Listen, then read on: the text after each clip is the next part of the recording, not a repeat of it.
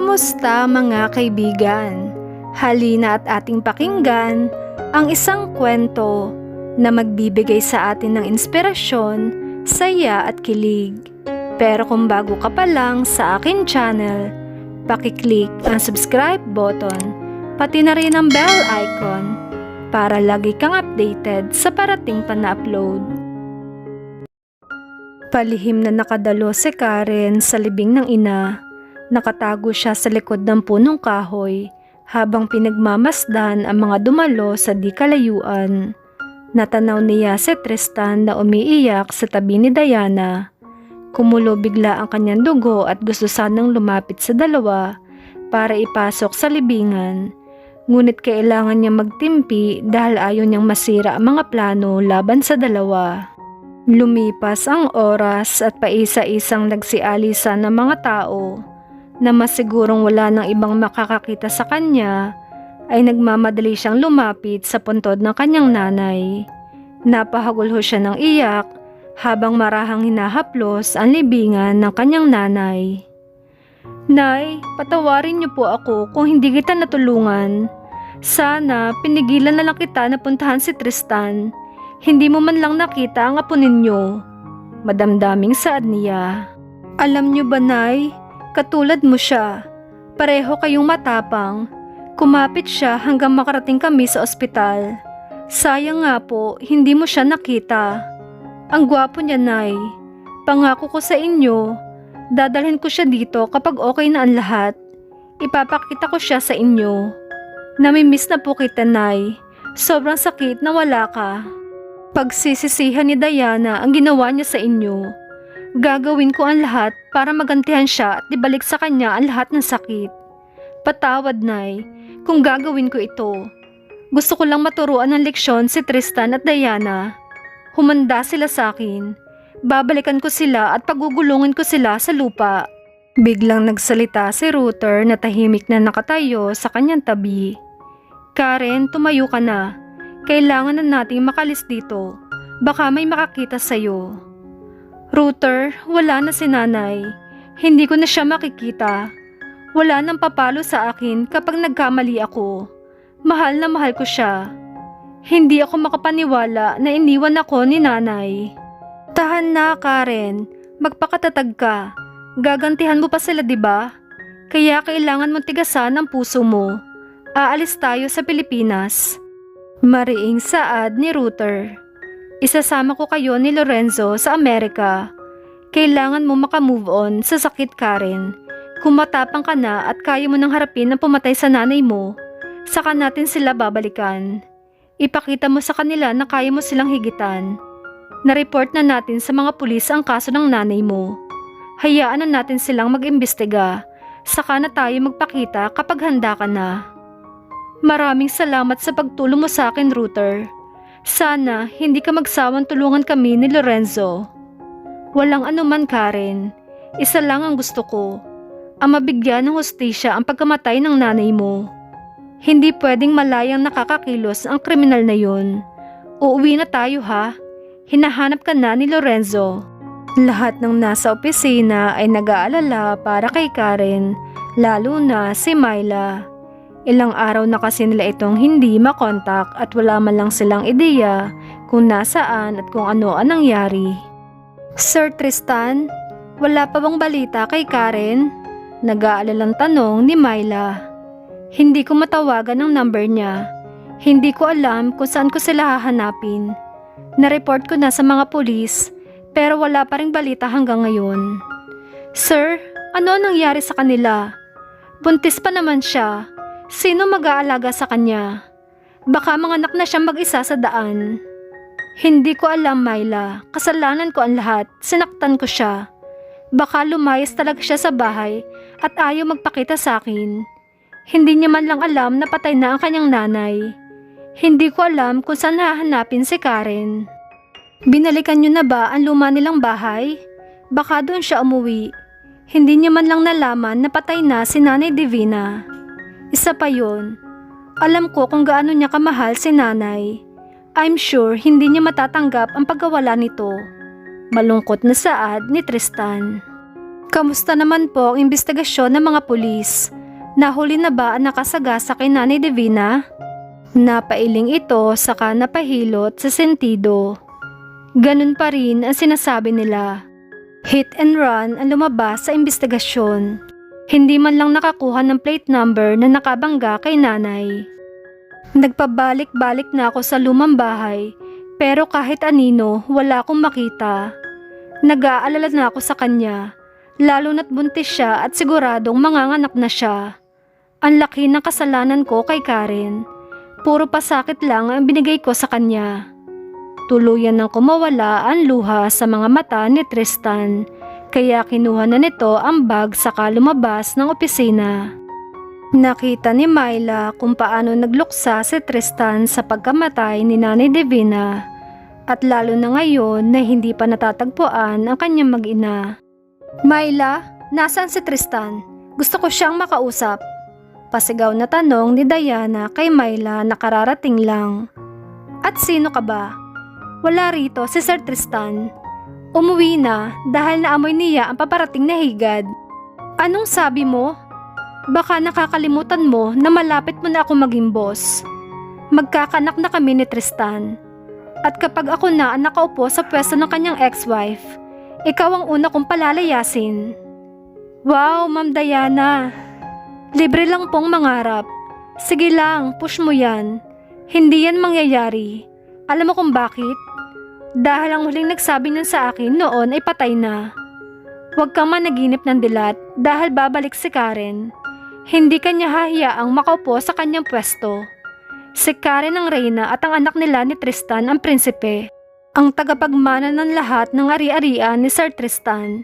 At ikaw naman, isang hamak na kabit lang at ang anak mo ang bunga ng panggagahasa mo sa kanya. Nagulat si Myla na sampalin siya bigla ni Diana. Gagantihan niya pa sana ito pero sapat na ang mga salitang kanyang binitawan. Masakit ba, Myla? Gusto mo pa ng isa? Ayusin mo yung pananarita mo kung ayaw mong sumunod sa nanay ni Karen. Galit na sigaw nito. Natigilan si Myla at nagdududang pinasadahan ng tingin si Diana. Anong ibig mong sabihin? May kinalaman ka ba sa pagkamatay ni Nanay Divina? Maging si Diana ay nabigla dahil sa hindi sinasadyang pagkadulas ng dila nito dahil sa sobrang galit. Ano? At bakit mo naman ako tinatanong ng ganyan? Baliw ka ba? Namatay siya, di ba? Ang ibig kong sabihin, manahimik ka kung ayaw mong patayin kita dahil puputulin ko yung dila mo. At isara mo nga yung bibig mo. Naiintindihan mo ba ako? Tinalikuran na siya nito. Hahanapin ko si Tristan. Kukumbinsin ko siya sa mansyon na kami titira. Tutal, iniwan na siya ng asawa niyang basura. Naiwan si Myla na tahimik at nag-iisip. Ramdam niyang may laman ang binitawang salita ni Diana. Malakas ang kutob niya na may kinalaman ito sa nangyari. Kailangan niyang bantayan ang bawat galaw ng babaeng yun. Sa oras na malaman kong may kinalaman ka sa pagkawala ni Karen at sa pagkamatay ni Nanay Divina, sa kangkungan ka pupulutin. Kayo ng anak mo. Baka akala mo, porket wala si Karen, ay hahayaan kitang magreyna-renahan dito. Tingnan lang natin kung tumagal ka sa akin, Diana. Pagdating naman ni Tristan sa mansyon, walang pag-aatubili siyang kumuha ng wine para maglasing. Ilang saglit pa ay bigla na lang pumasok si Diana.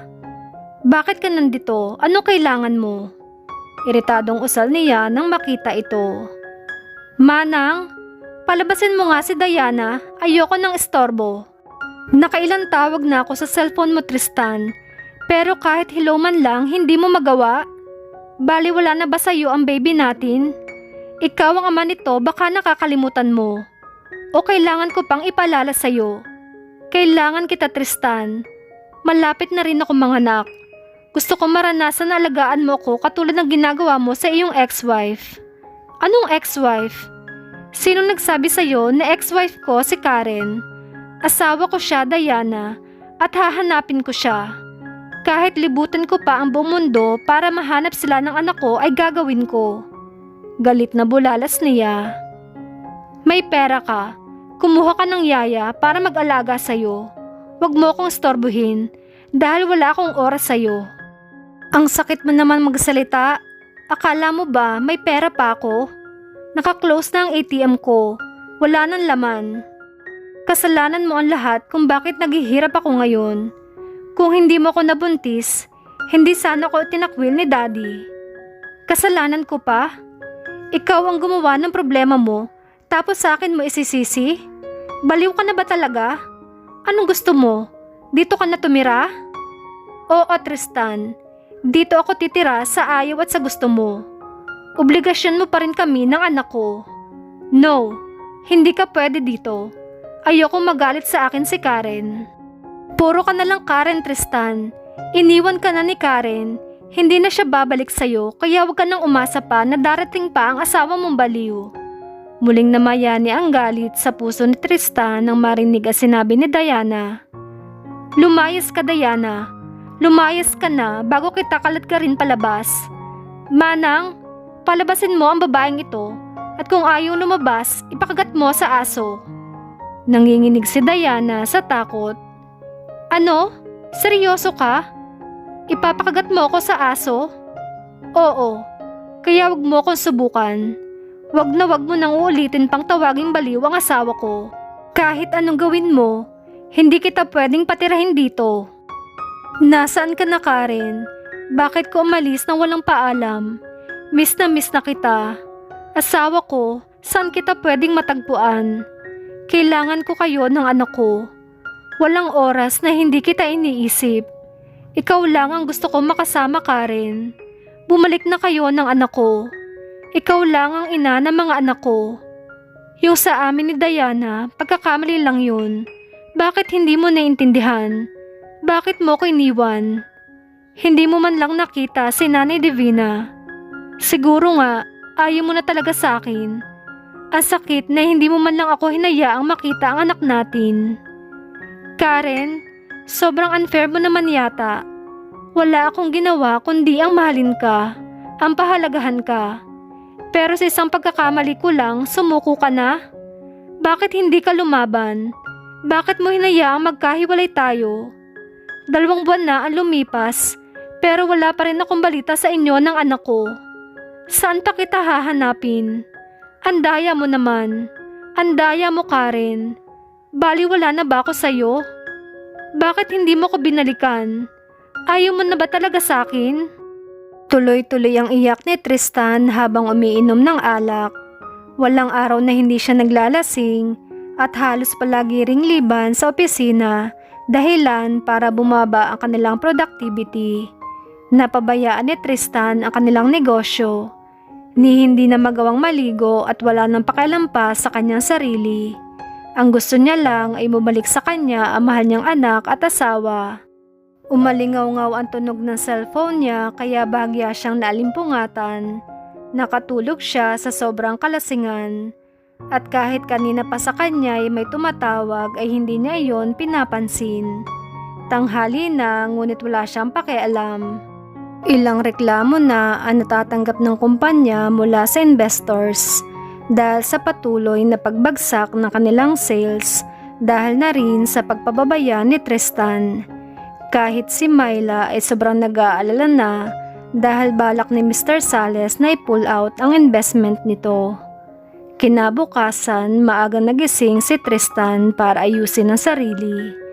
Napagdesisyonan niyang pumasok na sa opisina dahil sa napakaraming tawag na natanggap niya.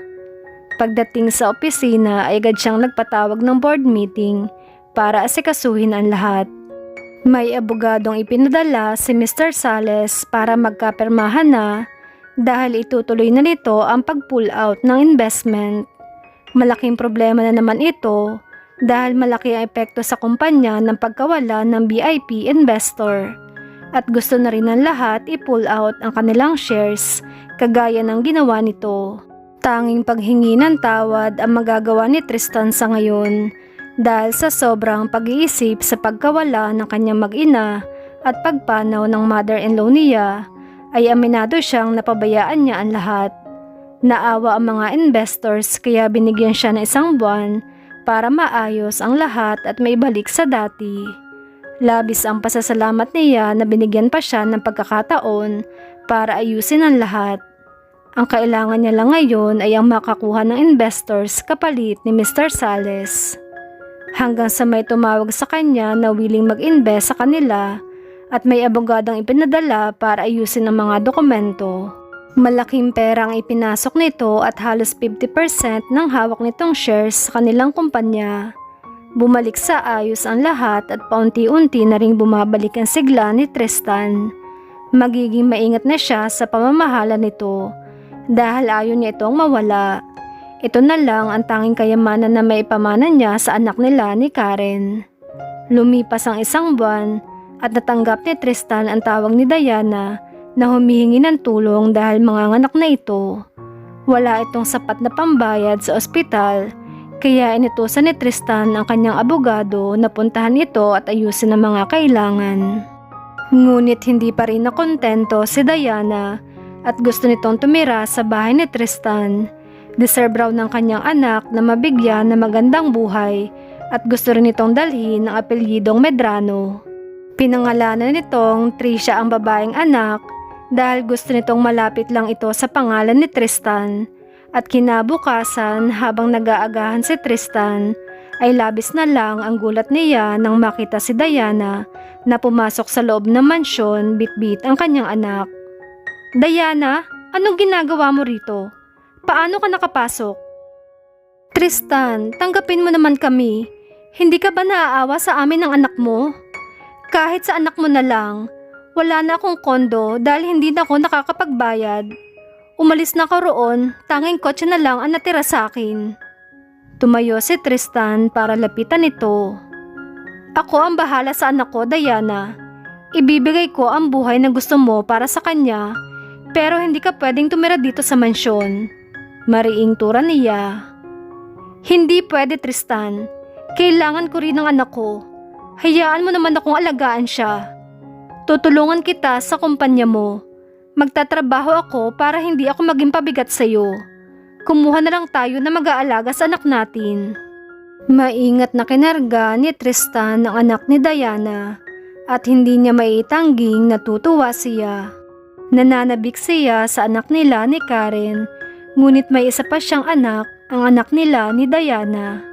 Napaisip siya na baka nga hindi na bumalik sa kanya si Karen. Kaya hinayaan niya na lang na manatili ang mga ito sa mansyon. Pwede kayong tumira dito, pero wala kang karapatan na mangialam sa loob ng mansyon. Wala kang babaguhin kahit isa sa mga batas ko, at pati na mga dekorasyon sa bahay. Kukuha ako ng yaya para sa bata. Maotoridad na saad niya. 4 ang katulong dito. Si Manang Conchita ang namamahala sa pagkain. Kung gusto mong kumain, pumunta ka sa kusina at kumuha ka roon. Bawal dito ang senyorita. Mauna na ako sa opisina. Magpakabait ka, Diana. Ayoko ng gulo. Tristan, pangako. Magpapakabait ako. Gagawin ko ang lahat. Magiging mabuti akong asawa sa'yo. Diana, bulalas ni Tristan. Hindi kita asawa. Si Karen lang ang nag-iisa kong asawa. Tumalikod na siya para pumasok sa trabaho. Naiwan si Diana nakanguso at galit.